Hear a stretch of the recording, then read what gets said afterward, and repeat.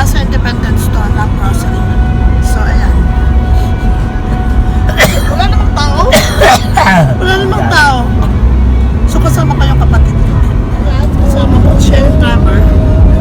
Kasama ko kapatid ko ngayon. Mag-grocery muna kami, guys. So, ayan. Ayan yun yung guys sa labas. Napaka... Saan tayo pupunta? Sa ano? Ay, si Maniulang. Sa Independent? Akala ko sa ano siya. Ang lamig-lamig guys. Muna. So, ayan. Andito na kami sa ano, Independent guys. So, ayan. Dala lang na. Dito na sa Independent. Bibili kami ng grocery. Tao. Hello guys, Independent. So, kung sabihin, nagbibigyan ka, kikita ka. Warang kita, bag. Hala, lagot na naman. Ay, si Maliunan. Pasok ko tayo. Baratini. Uy, tara, ayun mo. Wah.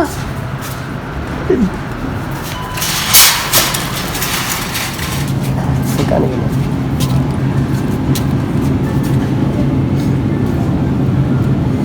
Huwag na yung mga, ano? Kada ba? Basta hindi naman may unang.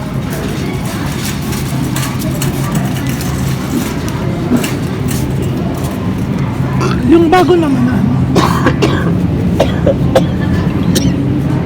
Taga.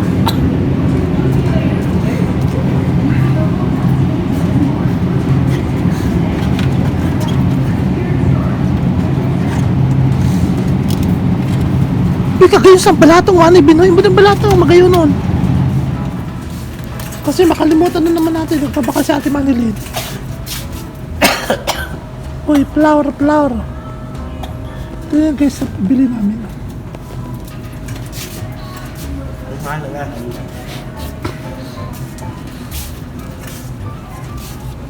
Uy, flower pa ni B. Ano, yun na. Ano ba yun? Yun ako, beef cubes. Beef cubes, wag yung ano. Ang sarap yung beef. Wala beef? Wag na. Yun masarap. Uy, wala nakita ano. Wala bang chili bansi? Walang chili bansi.